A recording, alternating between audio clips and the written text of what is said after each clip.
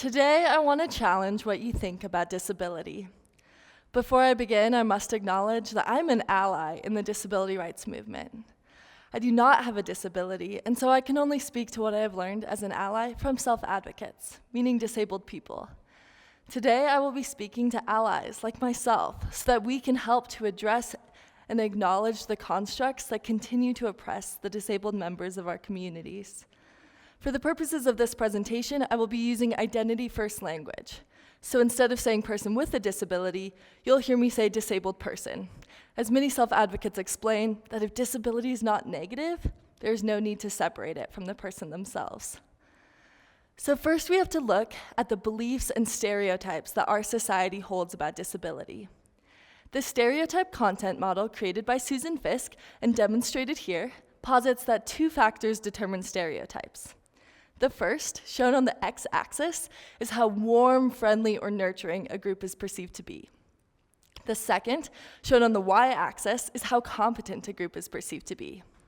This model helps us to explain how we have developed stereotypes that provoke emotions ranging all the way from admiration to feelings of contempt or even envy. Within this model, disabled people are perceived to be very warm and friendly, but lacking competence. This misperception leads to a paternalistic prejudice where we feel pity or even sympathy towards the group. This prejudice contributes to phenomena such as the disability wage gap. Disabled people are perceived to be less competent and therefore less employable and less worthy of earning even minimum wage. Disabled employees make approximately 37% less, or 63 cents to the dollar, compared to their non-disabled counterparts. Many studies attribute this wage difference to employers' perceptions of lower productivity. However, this wage gap is maintained even when controlling for possible differences in productivity. The wage gap also increases with educational attainment. So disabled employees with a master's degree experience a greater wage gap than disabled employees with a high school diploma. This may be due to this inconsistency between our stereotype of disabled people as incompetent and their achievement of a high level of education. These are the detrimental impacts that can result from our paternalistic prejudice. We often base the worth of a group on their productivity, and so this misperception of low competence and therefore low productivity harms disabled people. This paternalistic prejudice also leads to a highly pathologized view of disability called the medical model of disability. Within the medical model, there is one standard for how the human body should look and engage with the environment, and any deviation from that standard is wrong. While in some situations, medicine can improve quality of life, this internalization of the medical model has led the disability community to continue to experience abuses, such as involuntary sterilizations and neglect within our healthcare system. Our Child Protective Services still automatically rate disabled parents as higher risk than their non-disabled counterparts. We still have laws, such as the Fair Labor Standards Act, that support the institution of sheltered workshops, programs that segregate disabled employees from the general population and legitimize paying them sub-minimum wage. Just as we talk about people being ethnocentric, where we view any culture that differs from our own as wrong, the medical model is ability-centric, as it presents any form of disability as wrong.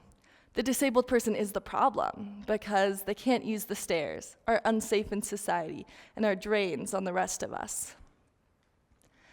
As a disability rights advocate, the medical model was not consistent with my own experiences. Both my dad and brother experienced progressive hearing loss. While my hearing is objectively better than theirs, nothing in my experience with them has shown me that our respective hearing affects our value as human beings. To the contrary, their hearing loss has caused them to develop skills and strengths that I never will.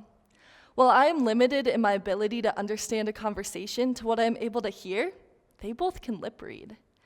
This gives them more flexibility in social situations than I will ever know.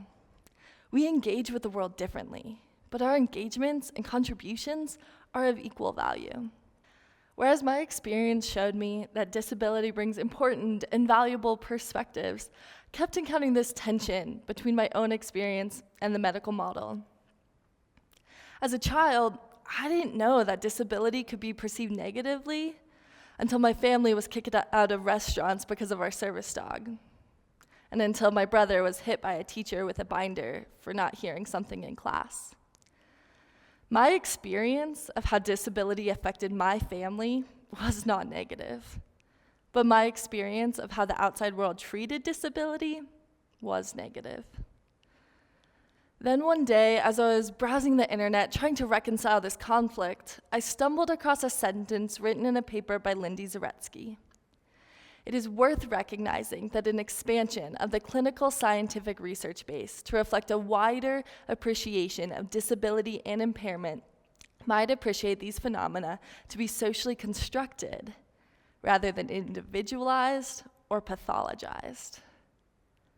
This was my first exposure to an alternative understanding of disability called the social model of disability. The social model posits that disadvantages caused by disabilities within our society are the result of how our society has been socially constructed. The experience of disability is therefore not the result of objective reality, but the result of human creation and interaction. Within this model, the person is not the problem. The environment is. Because if our society was constructed to accommodate all people, stairs would not exist. Everything would be captioned. Knowledge of ASL would be commonplace, and stigma and prejudice against disability would not exist. So to compare the two models, within the social model of disability, the environment is the problem.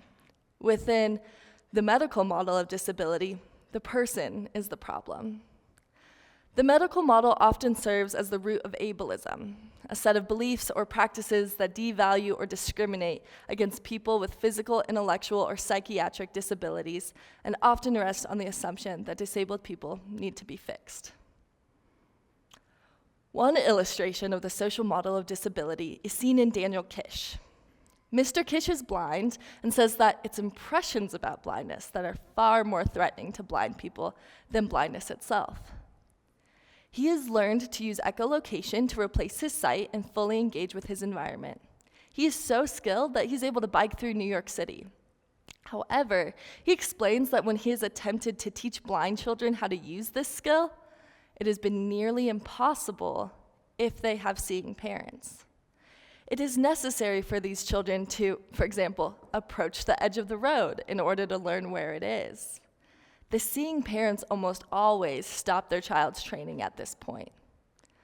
However, if blindness was not pathologized, and if these students weren't restricted by expectations or social constructs, how would that change their experience of disability?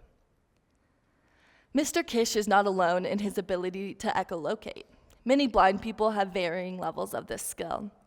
Neuroscientific studies actually suggest that expert echolocators have been able to repurpose their visual cortices for echolocation. Perhaps this is biological support for the social model of disability, as echolocation and expert echolocators appears to be no less functional than sight. I posit that this is yet another way in which disability has caused people to engage with the world in a manner that is only different and not negative. So Nora Taylor, a painter, writer, wheelchair user, and activist, explains that she is perfectly capable of using her body to complete a task, but sometimes refrains from doing so. For example, using her mouth to pick up a coffee cup. This is not a normalized movement and often causes people discomfort. In this context, Sonara is perfectly capable of using her body functionally, but does not due to the stigma associated with it. The medical model comes with the implication that if your body conforms to the standards set forth by it, you are self-sufficient and not in need of accommodations. However, we all need infrastructure. We all need tools and need to be able to use our bodies functionally. There is this idea that, for example, stairs are the baseline, and to need something other than stairs is to be lesser. However, stairs, just like ramps, represent innovation created to fill a need. The difference is that stairs fail to recognize the diversity of needs that exist. We all need the assistance of each other and of innovation, but these solutions may look different for different people. If every book in the library was written using Braille and all of my professors lectured using ASL, I would be limited as a student, because this reality would also impose one standard for human beings to meet. And it's a standard that I haven't learned to meet. This reality illustrates the same problem as the medical model, in that it fails to recognize the diverse ways in which people exist in this world.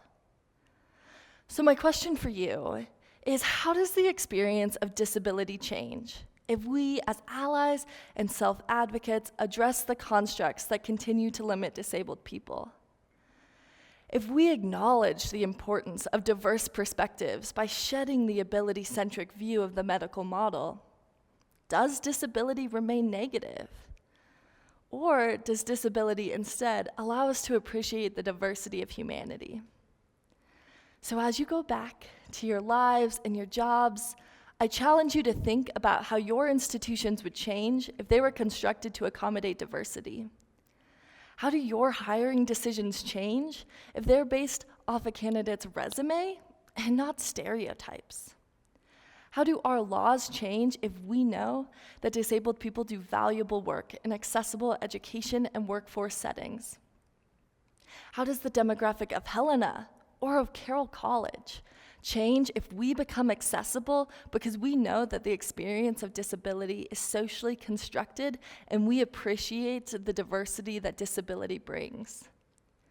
Social psychologist Gordon Allport suggests that contact with people outside of your group who engage with the world differently challenges your prejudice against them. And so if our communities and institutions allow for that contact, how does that change our prejudice? Thank you.